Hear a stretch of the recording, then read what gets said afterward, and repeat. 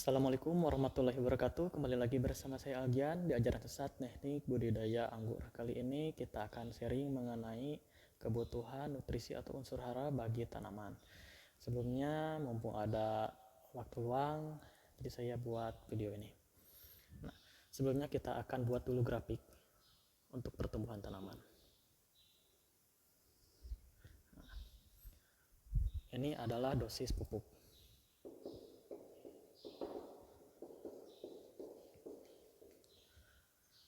Ini adalah pertumbuhan.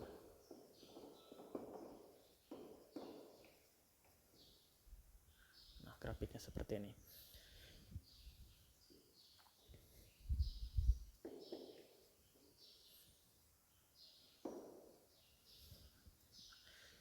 Jadi pertumbuhan awal tanaman itu, kalau misalkan kita tanpa pemberian pupuk, pertumbuhannya itu bukan dari sini. Ya, jadi tanpa pemberian pupuk tanaman itu masih tetap hidup. Kalau kita analogikan ada di bagian sini, kurang lebih 25%. Seandainya kita antara pengaruh pemberian pupuk dengan dosis pupuk dan pertumbuhan itu, grafiknya akan seperti ini naiknya.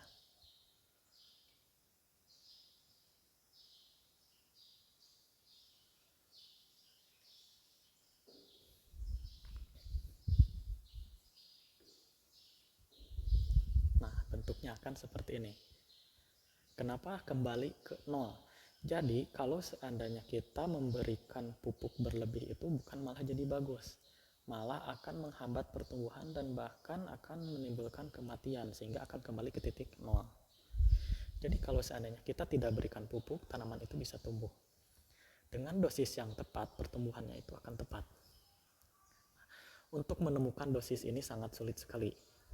Ya, untuk mengetahui pertumbuhan maksimal itu perlu penelitian. Jadi setiap tanaman itu akan berbeda-beda kebutuhannya. Gitu.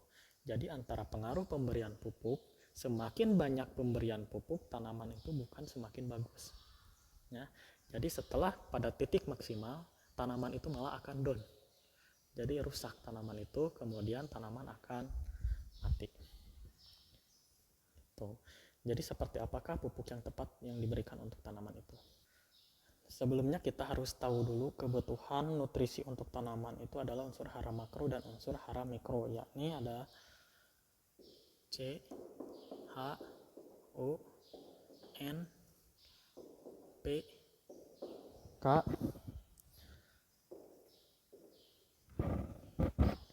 magnesium, sulfat, dan kalsium. Ini unsur hara makro. Kenapa CHO itu dimasukkan? Karena tanaman itu membutuhkan karbon, hidrogen, dan oksigen, tapi tidak berbentuk pupuk karena di alam itu sudah sangat melimpah sekali. Sehingga kita hanya memberikannya itu adalah NPK, magnesium, sulfat, dan kalsium. Selanjutnya untuk pupuk mikro ada Fe, ada boron, kemudian ada klor, ada mangan, kemudian Cu, tembaga, kemudian ada zinc, kemudian ada Mo, molybdenum, dan Ni. Nah, ini adalah unsur hara mikro. Fe, B, Cl, Mn, Cu, Zn, Mo, dan Ni. Nah, silahkan, ini perbedaannya. Ini adalah pupuk makro dan pupuk mikro, kebutuhan untuk tanaman. Nah, seberapakah dosis yang tepat untuk diberikan tanaman itu? Kita akan hapus dulu. Nah, untuk mengetahui kebutuhan, kita buat dulu tabel seperti ini. Jadi masukkan tabel pupuk makro dan pupuk mikro. Yang pertama adalah merek pupuk. Nah, kemudian baru kandungan unsur hara, ya, dan seterusnya sampai ke sana. Jadi kalau misalkan ibarat kita menggunakan NPK 16, NPK 16. Berarti kandungannya itu adalah N16, P16, dan K16. Nah, ini adalah untuk mempermudah. Jadi kita tahu kebutuhan tanaman itu seperti apa. Jangan sampai ada beberapa pupuk yang dimasukkan ternyata kandungan unsur haranya itu double, yaitu sama. Ibarat kita masukkan sama aja ya. Contohnya KNO3 putih. KNO3 putih. KNO3 putih itu adalah kandungannya itu kalau nggak salah 13% untuk nitrogen dan kaliumnya itu kurang lebih 45%. Nah, jadi kalau kita menggunakan NPK16 dan KNO3 putih secara bersamaan, maka kandungannya ini akan double. Nah, N dan kaliumnya itu akan tinggi sekali. Sehingga kalau misalkan kita menggunakan 10 gram NPK dan 10 gram KNO3, otomatis di dalamnya itu ada 1,6 gram N dan 1,3 N pada KNO3. Akhirnya double unsur N. Nanti akibatnya akan sering terjadi tanaman-tanaman yang keracunan karena tidak tahu kandungan pupuk yang ada di dalamnya itu seperti apa. Nah, jadi ini untuk mempermudah.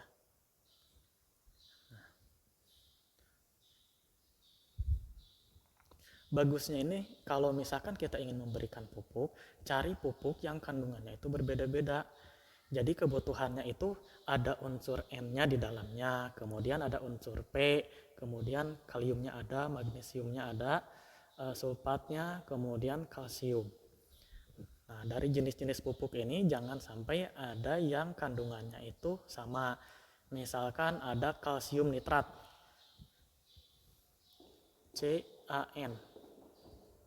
Nah, untuk kalsium nitrat kita lihat dulu kandungan N-nya itu berapa. Kalau nggak salah tergantung merek, ada yang kandungan N-nya itu 16.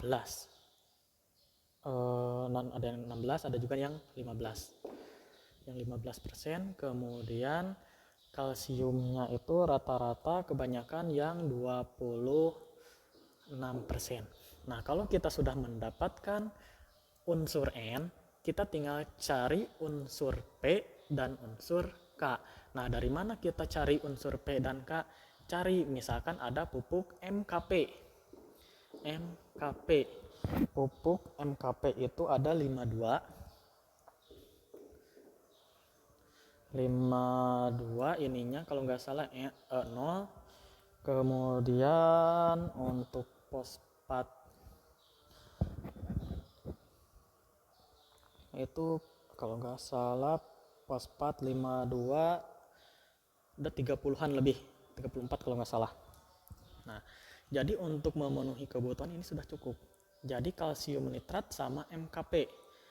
Jadi nitrogennya kita dapatkan 15%, kemudian fosfatnya juga kita dapatkan 52%, kemudian kaliumnya juga kita dapat 34%. Nah, kemudian kalsiumnya kita dapat 26%. Tinggal kita cari pupuk yang mengandung magnesium dan sulfur. Nah, ada pupuk MGS, magnesium sulfat. Saya kurang tahu kandungan magnesium sulfat yang saya gunakan. Kalau nggak salah MGS itu 16-13. MGS untuk magnesium sulfat. Magnesium sulfatnya itu adalah 16-13. Nah, jadi semua unsur hara makro sudah terpenuhi dengan menggunakan pupuk CaN, MKP, dan magnesium sulfat. Nah, apakah yang terjadi apabila unsur hara ini tinggi? Nah, ini cocok sekali untuk pembentukan atau merangsang proses pembentukan pembuahan. Nah, kalau misalkan kita mau menggunakannya itu untuk pertumbuhan, nah kita tinggal dosisnya itu diperkecil jadi setengahnya. Kalau misalkan yang dulunya kita menggunakan 10 gram, kita gunakan 5 gram. Kalau 5 gram ini ada kandungannya adalah 25. Yang ini cuman 15 lebih sedikit. Nah, ini full 10 gram. Nah, yang ini pakai setengahnya. sehingga kandungannya tidak 52 tapi setengahnya. Ya, yang ini 15. Jadi 15, 25, 15. Nah, seperti inilah pupuk yang saya gunakan supaya tidak terjadi tumpang tindih. Kalau misalkan terjadi tumpang tindih, akhirnya banyak sekali rekan-rekan di grup tanamannya itu gosong atau keracunan karena tidak tahu, bukan tidak tahu, mereka juga tahu tapi kurang paham bagaimanakah cara menggunakan pupuk tersebut. Kali ini saya berikan contoh proses pemupukan. Misalkan proses pemupukan selama 1 minggu dibagi 2 tahap. Yang pertama itu pemberian NPK 16 ditambah dengan KNO3 putih. NPK.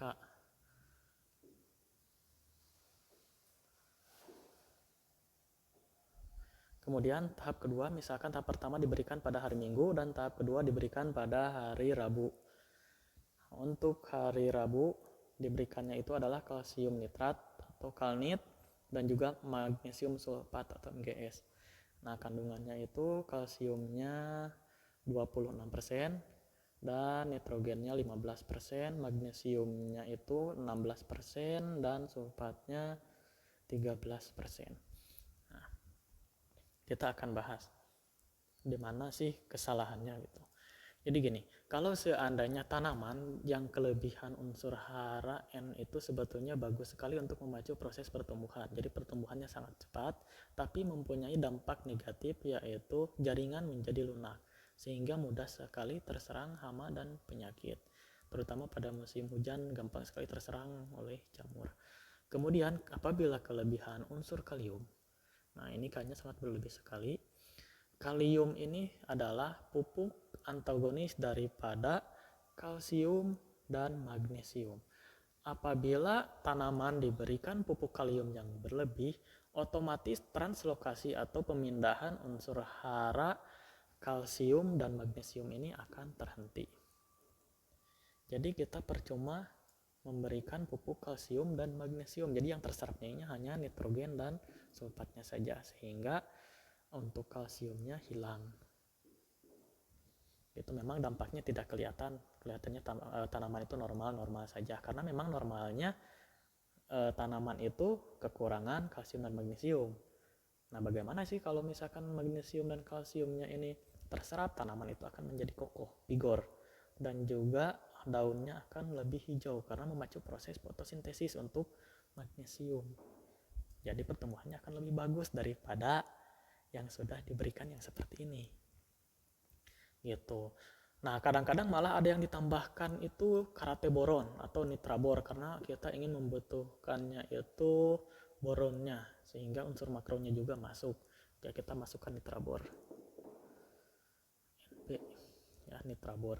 Ternyata nitrabor itu kandungannya itu mengandung karate boron itu nitrogennya itu kalau nggak salah 15% besar. Kemudian kandungan kalsium kita tambahkan Ca dan boron. Berapa sih kandungan kalsium? Kalsiumnya itu kalau salah 26% dan boronnya di bawah 1%, 0,3%. Nah, jadi kalau kita tambahkan pupuk yang ketiga ini sudah berlebih, ditambah lagi ini. Jadi makin banyak sekali, sehingga banyak tanaman yang tingkat kekebalannya itu berkurang. Jadi tanamannya itu ukurannya kecil, diberikan pupuk sebanyak ini, akhirnya pas dipangkas itu seprutnya itu gosong. Jadi bakal bunganya juga rontok. Nah, karena kelebihan unsur N. Kemudian kalsiumnya juga percuma karena kelebihan unsur kalium. Gitu. Jadi hanya didapatkan boronnya saja sejumlah di bawah 1%. Mungkin hanya ini saja penjelasan dari saya. Mohon maaf atas kekurangannya. Terima kasih. Assalamualaikum warahmatullahi wabarakatuh.